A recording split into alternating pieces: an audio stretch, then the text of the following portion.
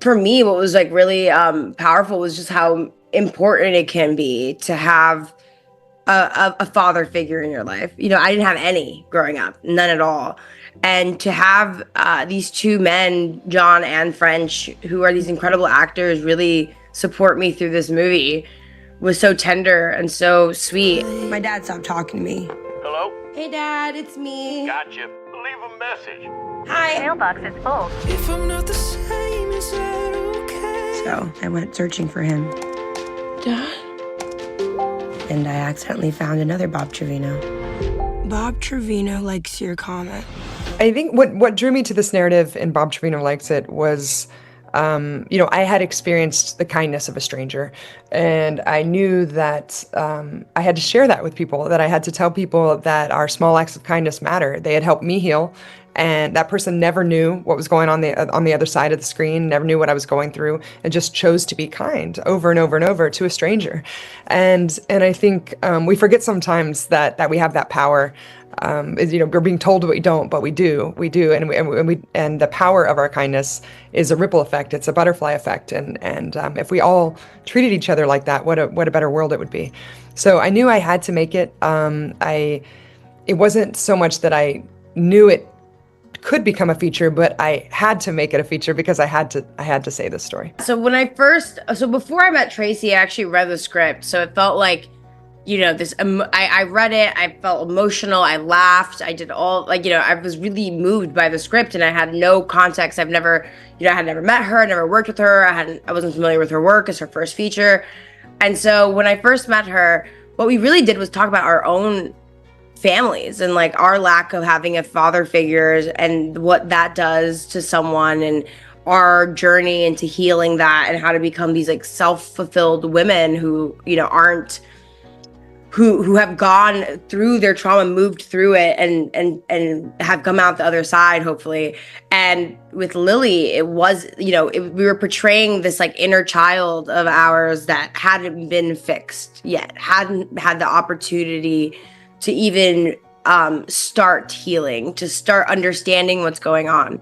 So we didn't need a ton of words to describe the pain of what those things were, because we had both experienced those things really deeply, in different ways. Of course, she had like a very different upbringing than me, but for me, like I could understand almost every single scene and what that meant for Lily, and it almost was so visceral and so like bodily that, a lot of the scenes that maybe weren't supposed to be that emotional ended up being more emotional, or scenes that may have been written to be emotional are more masked in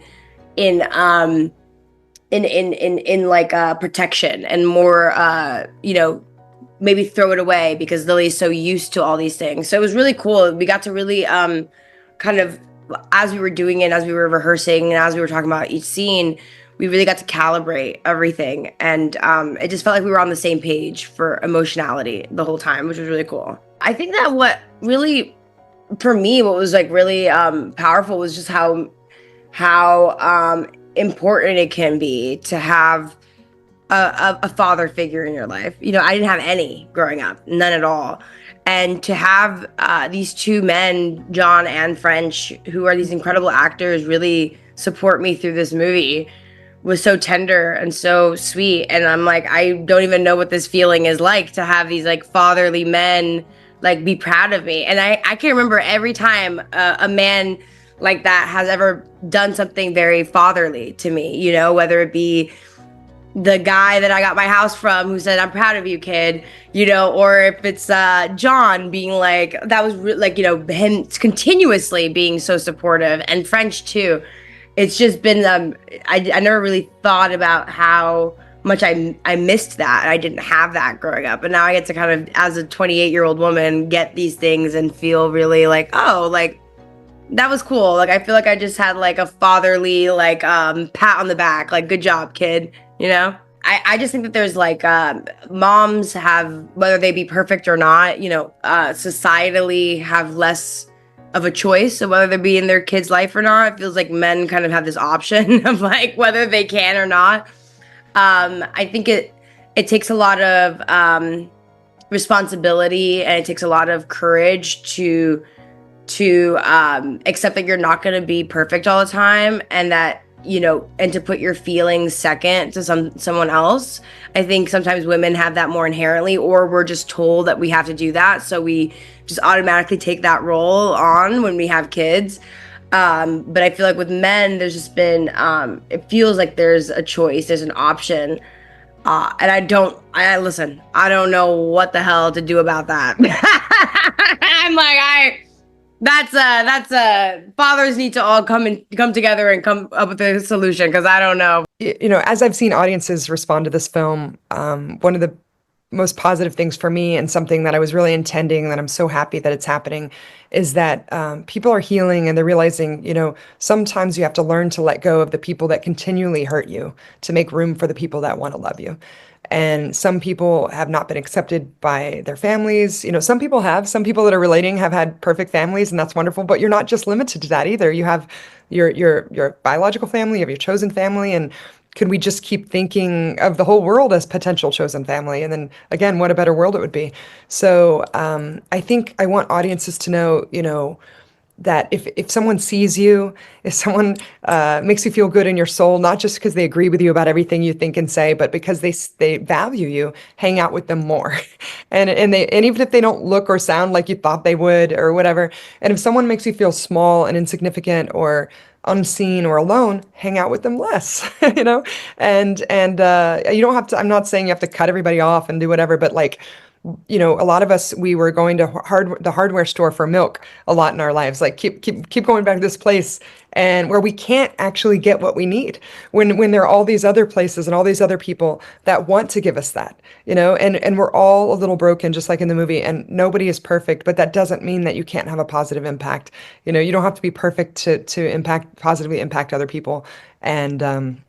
And healing, you know, and friendship and kindness sometimes comes in unexpected forms. You know, we can't choose who we're born into. I know so many people for so many circumstances who don't have neither of their parents in their life, whether that be because they passed or because they have differences that cannot be fixed. You know, if we were only limited to what we were born in our circumstances, that would be so sad, because so many people aren't born into amazing families, and that's okay. Like, that's kind of like the thesis of the movie, is that but you can make your life full of love and support, and have these people in your life that really care about you, whether that be your family or not. And for me, I love my chosen family. You know, my friendships are incredibly important. They always have been. My mom has always really instilled that friendship is important, connection, community, all that fun stuff. So I think that all is good. It is hopeful rather than hopeless, because if you were just stuck with what you were born with, that would be really sad. I've been at it a little while. You know, I did a lot of music videos, short films, some pilots. I've been writing a lot. This is definitely not my first feature script. I've written quite a few. I think having built those muscles over the years, you know, like even when you're not, I was also in a directing master class where I go work with actors on stage a lot. And even in all those situations, you're building the muscles. And for game day, and Bob Trevino Likes It was game day. And I'm really glad that I had done all that work, because I was trained and ready, and ready for whatever's next as well. So, and this is the time I was the most me. You know, I think in my previous work, I had kind of held back a little bit, thinking that if I went all the way me, I would lose people. But what I learned with this film is that if I go all the way me and use my original voice and my humor, and also the depth and the nuance and the sadness that I see in us as humans as well, that I don't lose people, I actually gain people, because specificity really is universal. We're all a bit broken. But you know what? You're going to be fine.